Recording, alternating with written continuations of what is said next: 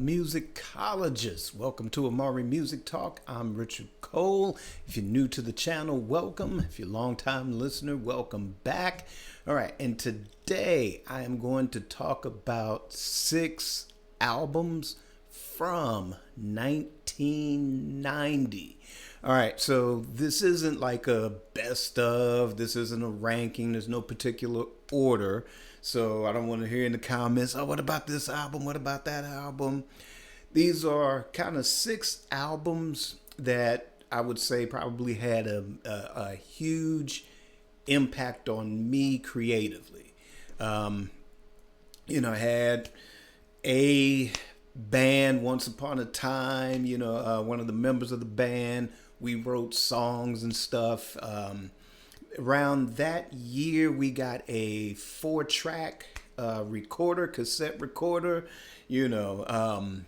got a lot of demos, and I had digitally archived a lot of that stuff a few years ago, and, gave my friend a copy of our sort of master tapes or our vault, so to speak. And just a few months ago, I just lost all of the digital files, and not only to that stuff, but a lot of stuff that I'd been working on the last couple of years. So Funky Poetic Bootlegs, those masters, the Reset EP, those masters are sadly gone. So I'm rebuilding the archive and backing up stuff, and then I'm going to get some hard drives and back up even more stuff. So kind of going through the old tapes, and like I said, the first couple of cassettes is what I've started archiving at the moment. And that, like I said, I think we got that 4-track around 1990, but the first couple of cassettes that I have start with 1990. So as I'm kind of going through the stuff and breaking down the individual tracks, remixing the original mixes, and separating tracks and all this other fun engineering stuff. And it kind of got me thinking man, some of the, what inspired some of those tracks. And I kind of remember spring going into summer of 1990, there were a few things that were hitting that kind of got us out of our sort of Prince, The Time, Jam and Lewis. Well, Jam and Lewis was still pretty big because you had Rhythm Nation that was big starting in 89. So, that was still a major influence. But, just like I said, that spring, summer, there were a few albums. And like I said, just on a personal level or, even stuff that, my friend, he was the keyboard player in the group, was like, hey, check out this album. It was kind of one of those things like, hey, that new sound you were looking for? Listen to this. And so, like I said, there were about 6 albums in particular that, really, like I said, had an impact on whether it was me personally or what we were trying to do as songwriters, what we were trying to do as a band, as far as trying to find an original sound or things that influenced us to oh, well, we could do that too, or maybe we can improve on that, or we're going to go in a whole nother direction. So without any further ado, like I said, this isn't the best of, it's not a ranking. So we're going to just start off top of the list here of my notes. And the first album, I would say, like I said, right around that 1990, again, something that was we got to step up game, or, wow, that's amazing, just influenced us to wow, we can write that stuff too. And that first album is Tony, Tony, Tony, and that is the Revival album from 1990. And I think this is one that Walter had brought in, kind of hey, have you heard The Blues by Tony, Tony, Tony? I was like, no, I haven't, and I think he had seen the video and he was telling me about it. And I think eventually, I want to say I saw the video first. I don't think I heard it on the radio yet. I think I saw the video. I finally saw the video and was blown away by it. And then the more I did hear it, eventually I did start hearing it on the radio. and I was just like, wow, because it was kind of like a updated. They definitely influenced by the Jackson 5 on that track. There's elements of Dancing Machine, and then you kind of got the trade off between Raphael and Dwayne, like, kind of like that Michael Jermaine dynamic.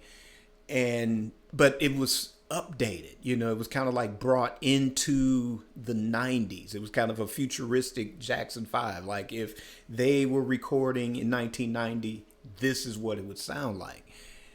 And that was enough, because I think we both loved the first Tony album. That was a great one to listen to, but that stuff was mostly produced by Foster McElroy. This album, The Revival, was sort of that where the band Tony were gaining their independence and taking more control in the studio and the production, and contributing more of the writing and stuff. And I think this really solidified their individual sound. I mean, I already had something strong going on the first album, but this one, to me, I think it begins the definitive Tony sound. So eventually I got the CD for it, and it's a strong album. The lead off track, it feels good. Oakland Stroke, both of those were pretty strong singles and videos at the time that they dropped. Two of probably the best ballads, not only of 1990, but probably among my favorite ballads ever. Whatever You Want and It Never Rains in Southern California. Those tracks are pretty strong. Let's see. I know there's some like deep album cuts that I enjoy on that as well. The one, Let's Have a Good Time. That was a strong one. Just that first side, or those, where if you got the cassette or if you got it on vinyl, sort of that first side, that starts off with Feels Good, ends with Whatever You Want.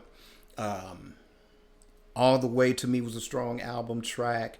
Let's Have a Good Time was a pretty strong one. Side B, I think it took me a while to get into, but again, strong ballad, I Care. Sky's the Limit. Those were the days. So I think as far as, you have those albums where you transition your sound or you get more control. This was a pretty good first step, and probably one of the strongest first steps in that direction. And of course, they just took off from there with the next album, Sons of Soul, House of Music. That album was pretty strong too. Lots of album soundtrack cuts in between. But yeah, this was one that it was like, this a heavily influential album. Shout out in the comments if you particularly enjoyed this album. Is it one of your favorites? Does it make your best of 1990 list? Leave me a comment and let me know your thoughts. All right, next on the list was one. I think I kind of discovered this on my own, and it took a process of growth. And this one is Digital Underground's Sex Packets. And what I mean by process of growth was that, the Humpty Dance, that video, that song was everywhere. It was in heavy rotation video wise. It was in every single club. I like the Parliament Funkadelic sample on it. But I don't know. I don't think I wasn't too sure about getting the album. Maybe it was the Do What You Like single when I finally heard that track that made me get it. But I think after a while, the more I kept hearing it, the more like, okay, you know what? I'm going to check this group out. And when I got that cassette, I think I got the cassette first. When I got that cassette, and like I said, every track was like this ode to the funk. It was ode to Parliament Funkadelic. There's Jimi Hendrix Band of Gypsy samples in it. There's kind of Prince Madhouse vibe to it. And I think with the concept of digital underground, like when you first see the video, when you first hear the band, it's like at one point, we did think that Humpty Hump and Shock G were two different people at first. Then there was the Piano Man. I think the rumor was that, he was this, old jazz dude that was playing on the tracks and stuff. And all come to find out, this was all the work of Shock G. Another genius, musical genius that's not here on the planet any longer. But I mean, man, did he make a significant impact, not just in the world of hip hop, but I think carrying that torch or taking funk to the next level. Like I said, hip hop, especially West Coast, was utilizing those Parliament Funkadelic samples. But to me, I mean, as strong as Dr. Dre was as a producer, and definitely, one of the top producers, if not the top producer, what I think set Shock G apart was the original way that he would utilize the samples, to where, like, yeah, you recognize most of the samples is like, okay, that's that one Parliament Funkadelic song, like, Humpty Dance, that's Let's Play House by Parliament Funkadelic. But underneath is that famous break of Sly and the Family Stones, Sing a Simple Song, that da-da-da, pop, the creative use of that sample underneath, and then you got, like I said, Let's Play House on top, was, I mean, that was a game changer, and again, definitely an influence on me. So I think that was one that I kind of brought in, like, hey, that new sound we were looking for? Yeah, check this out. And again, the way we swing, like I said, utilizing the Hendrix, the Band of Gypsies sample, which, Band of Gypsies is one of my favorite Jimi Hendrix albums. That particular era of his with Billy Cox and Buddy Miles is one of my favorite eras of Jimi Hendrix, because, like I said, it leaned more towards that funkadelic side of things, not psychedelic rock, but just the funkadelic side of things. So what I said, Freaks of the Industry, Strong Cut, like I said, The Way We Swing, Underwater Rhymes is another favorite track. Like I said, Do What You Like. And I think it really helped them to earn that kind of blessing from George Clinton on the next album, which was rightfully called The Sons of the P. Because, again, like I said, to me, I think they were able to take the funk to a different level and update it, for the latter half of the 20th century. So, again, shout out if that's your favorite. Digital Underground, the Sex Packets album. Definitely check that out. All right, so we're going to move on to number 3, and that is Public Enemy's Fear of a Black Planet. Now, shout out to the 1987-88 roster of the University of San Francisco basketball team, because those were the brothers that hit me to Public Enemy back then with Rebel Without a Pause. Definitely the first album, Yo Bum Rush the Show. That album, those brothers had that on heavy rotation. And I was like, wow, this was different than any hip hop I was listening to at that particular point. And definitely was, again, an influence, a game changer, an influence on how I think and how I approach music or how I listen to music. So, yeah, I mean, after that initial introduction to Public Enemy, ran out and got the cassette, later the CD, and of course that the next year picking up It Takes a Nation of Millions to Hold Us Back, the absolute classic Public Enemy album. But this was the third album, had the full, Hank Shocklee, Keith Shocklee, Terminator X, Chuck D, Flavor Flav, Griff, the whole thing. This was the beginning of Public Enemy and that whole production team underneath getting ready to take things to the next level. And I'm gonna get a little bit more into that with one of the other albums on this list. But it was that album and then Ice Cube's first solo album that utilized that production crew as well.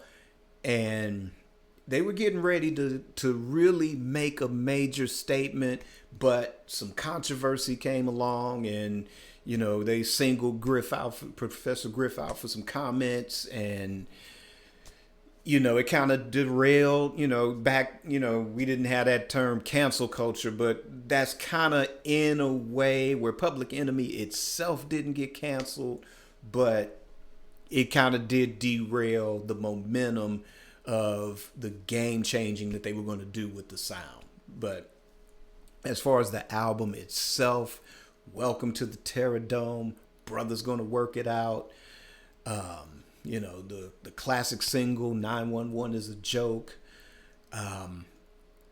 these songs, Burn Hollywood Burn, those tracks, which had Big Daddy Kane and Ice Cube guest starring on the track. Again, I don't know. Let's see. I don't know. I guess you could say for me personally, It Takes a Nation of Millions, which is the classic. It's the historical album. But to me, with that and Fear of a Black Planet, to me, it's like Volume 1, Volume 2. And I think the thing that really adds to it as an album experience, even though the single was out the year prior, was the addition of Fight the Power to the album's track list. That helps make it a strong album. As far as, like I said, the statements in that album was so on point for 1990 and beyond. And I think a lot of those messages need to be resurrected today. We still got Public Enemy still going strong, still dropping albums, and still bringing the message. But shout out if Fear of a Black Planet is one of your favorites from 1990. Like I said, it's one I still enjoy listening to today. And from there, let's see. Yeah, so I am going to kind of mention Ice Cube's America's Most Wanted. So that was another game changer. Ice Cube had a falling out with NWA. It was over, royalties or the lack thereof with royalties. So he jumped ship, caught up with Chuck D and Public Enemy. Again, you got the crew, the squad, bringing the production, Keith Shockley, Hank Shockley, bringing it with the sounds. So it was like, Ice Cube does a PE record, so to speak. And this was one, a friend of ours who wasn't in the band, but just like somebody we grew up with. This was one that he constantly played in his car, So it was kind of like, oh, okay, so you got that. Okay, so listening to it was pretty strong. Eventually I got it. To me, I think Killer Will, I think I ended up playing that one more. And Death Certificate, that's my favorite Ice Cube album, or to me, one of the absolute strongest in his catalog. So again, it's that process of growth where, America's Most Wanted, that was a strong one. Killer Will, even though it was the EP, strong. And then Death Certificate, even stronger. But again, back to 1990, and again, just having that Public Enemy vibe, that sound. Again, that was something that was kind of influential, one of those we tried to often imitate, but couldn't duplicate. It was kind of that thing of how were they getting those sounds, not realizing, we didn't have the samplers. Some of those, we could recognize the samples, but then the way they would layer samples, it's like, well, what's this sound? How did they get in that sound? What sample is this from? So again, like I said, it was one of those things that we often imitated but couldn't duplicate. But like I said, in trying to evolve and grow, because I know we were trying to figure this thing out since like 1986. So like I said, where we kind of came in even earlier, because I was either in a group or trying to start a group even as far back as high school. So like I said, you had Prince, and the time is that sort of template for back then. But as we're getting later into the 80s, you got New Jack Swing coming into play. Like I said, hip hop is, gaining momentum and changing the game. So it was a thing of, how do you grow? How do you evolve? And I think, a lot of groups, whether you're signed to a label at some point or whether you just struggling, and maybe that struggle kind of keeps you from getting to the next plateau, because it's like, well, you kind of figured out one genre and then the game changes. And like I said, there's some that adapt to it and can roll with it, or go to the left of it and still do it. And then some you get stopped in your tracks because it's like you were so locked in on that one particular sound. So, so that particular album, especially that particular production crew, again, along with the other album I mentioned, definitely a huge influence. And like I said, even if you couldn't imitate the sound or duplicate the sound, or what you were doing going to the left of the sound or to the right of the sound, it's still, and for me, it's still an inspiration. So I never look at it like, oh, well, I can't get that sound, or I can't do those samples like that, or whatever.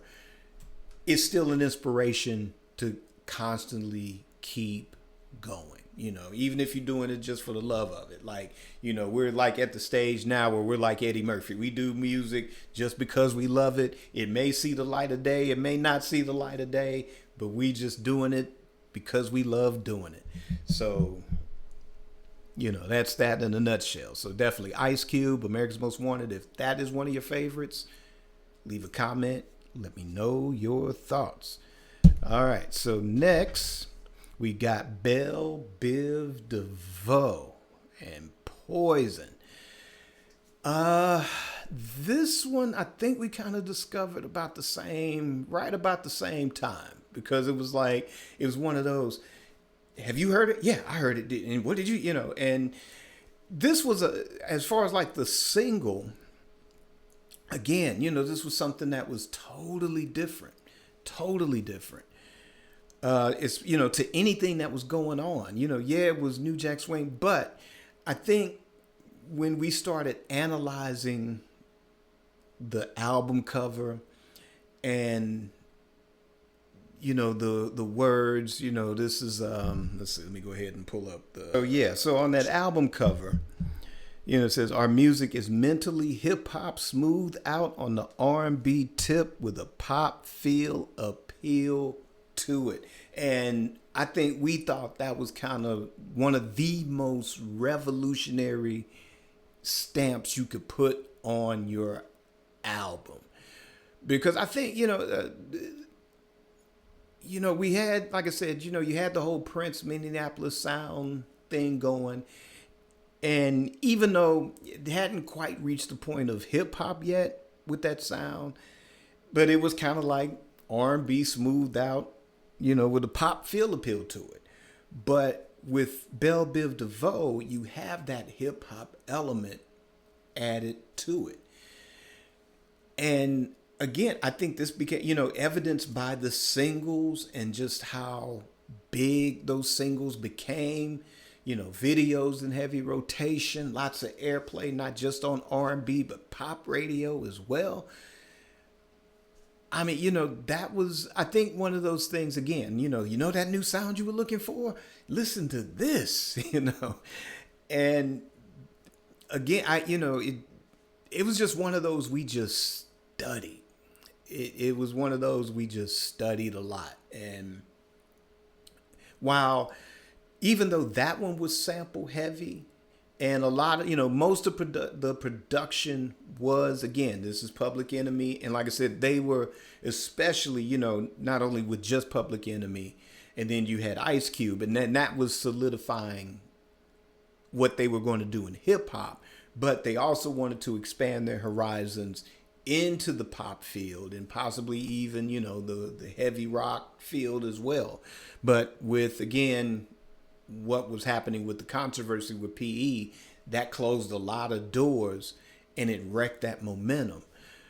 But I think this was kind of the thing that, not only us, but I think a lot of aspiring musicians across the country or aspiring artists across the country, like I said, if you were starting in 82, 83, and, you were kind of dressing like the time and trying to, chicken ding, chicken ding, trying to get that time, that Jam and Lewis sound or that Prince sound, trying to get that nailed down and figure out what to do with it. And then, like I said, here you got New Jack Swing. That was a refreshing game changer. Hip hop was a refreshing game changer. And if you could mix a lot of those elements together and, again, make it radio friendly, not just for, R&B, but for pop, but at the same time, keep it real, But like I said, going back, most of that album was, the Hank Shockley, Keith Shockley, and the entire Bomb Squad on that. Then there were the ballads that were produced by Timothy Gatlin, formerly of the group Guy. And bringing that sort of New Jack Swing balladry into the equation. Yeah, this album was a game changer. Shout out, tracks like Do Me, Dope, the title track Poison, When Will I See You Smile Again? Those tracks, like I said, that constantly stayed on heavy rotation. Like I said, just trying to study the sound, but not only just studying it, it was definitely an enjoyable album from beginning to end, and still an enjoyable album even to this day. All right, so we're going to end this one because, like I said, we've been kind of mentioning the Minneapolis sound, but this one album to me was probably the highlight of 1990 because I'm going to talk about my absolute favorite band. And a lot of times I reference it as my favorite band of my generation. And that is The Time. And that album is Pandemonium. A lot of groups, you don't get to experience a reunion. And given the time frame, no pun intended, given the time frame, The Time kind of broke up in 1983, although we got the last album in 1984, but it wasn't the original members. And I know there's some Prince fans that are like, but Prince did everything anyway. Yeah, but at that particular stage, 83, you kind of did have Jam and Lewis at least maybe getting ready to participate, at least on the musicianship on that album. We know that definitely Morris Day, 80% of the drums on the first 3 Time albums are the drumming of Morris Day. And that collaboration with him and Prince, the way they would create songs for The Time, Morris on drums, Prince on bass, and they just jam, and then they would flesh it out, or Prince would take it and flesh it out and add keyboards here and write the song there. Later, you had Jesse Johnson participating with the guitar, definitely. Even some of the songwriting, like with Jungle Love in that case. But there was a certain magic, whether you were looking at videos or whether you were fortunate enough to see the original Time on stage. There was a certain magic. There was a certain group dynamic. You've heard me talk about one of the previous videos about how the Beatles just wouldn't work if you swapped out any one of those 4 with somebody else. Like if you swapped out George and put Eric Clapton in, it just doesn't work. You take Ringo, the type of drummer who plays with absolute taste and plays for the song. So he doesn't get in the way of the song trying to show off. If you take Ringo out, it doesn't work. it just will not work. They probably would have still been successful, but it was something about those four. And that's the same thing with the original Time.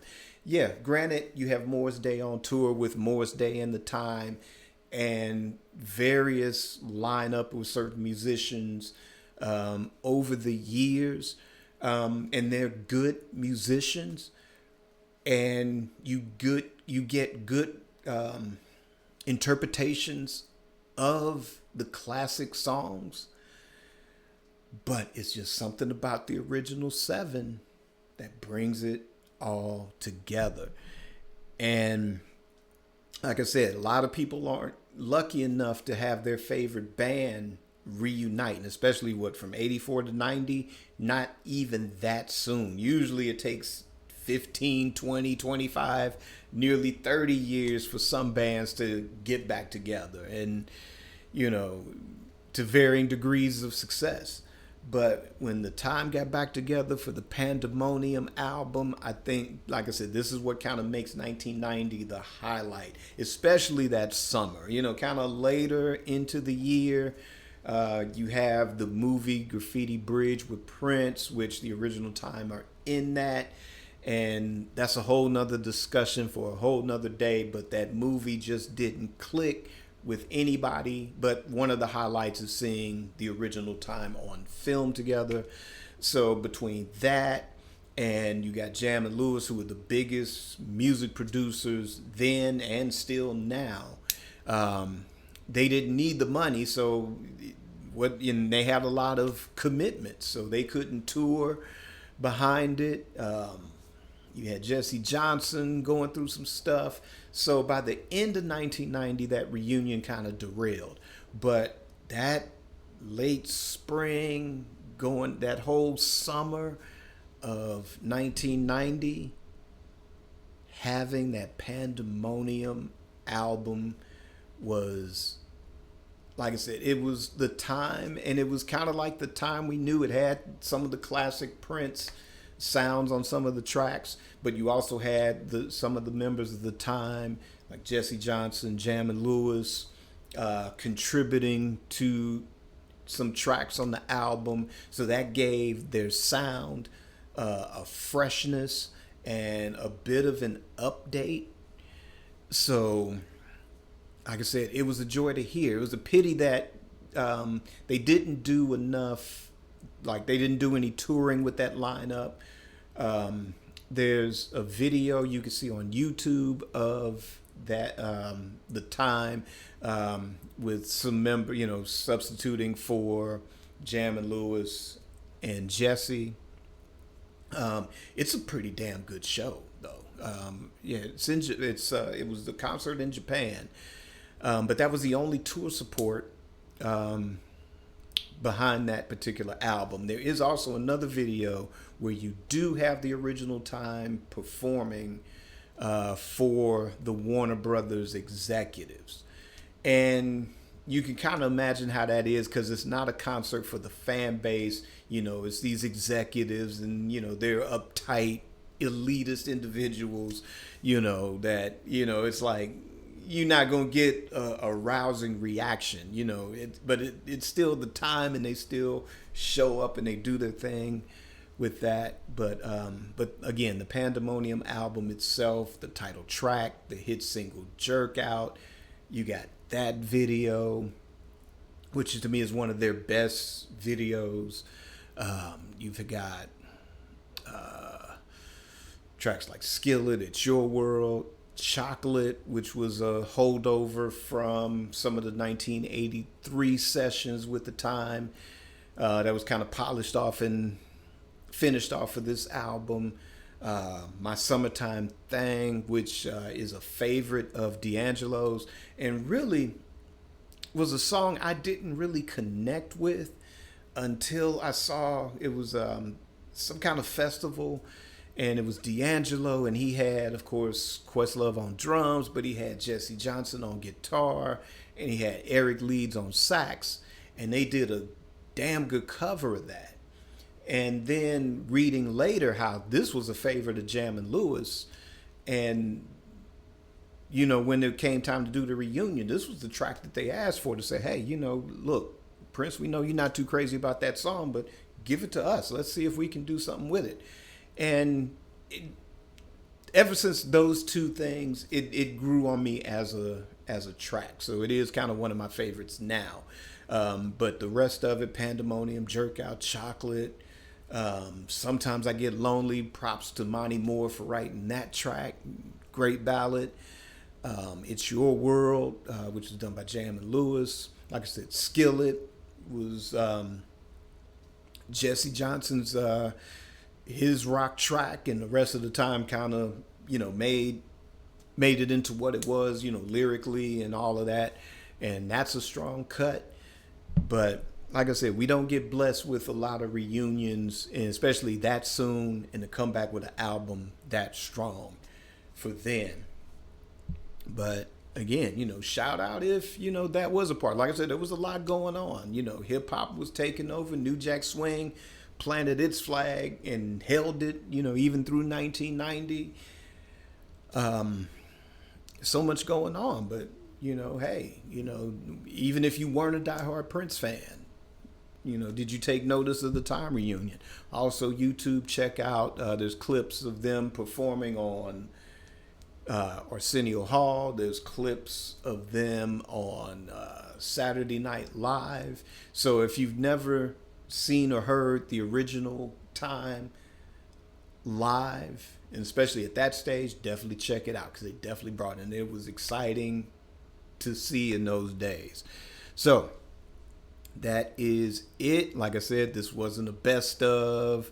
This wasn't a top 5, 6, one album wasn't better than the other one. They were all great. And like I said, each of these albums, even to this day, has the biggest impact on just how I approach anything creatively. So check that out. Check those albums out. And also like, subscribe, hit the notification bell, and become a Patreon supporter. And until the next episode, create your day, create your life. Peace.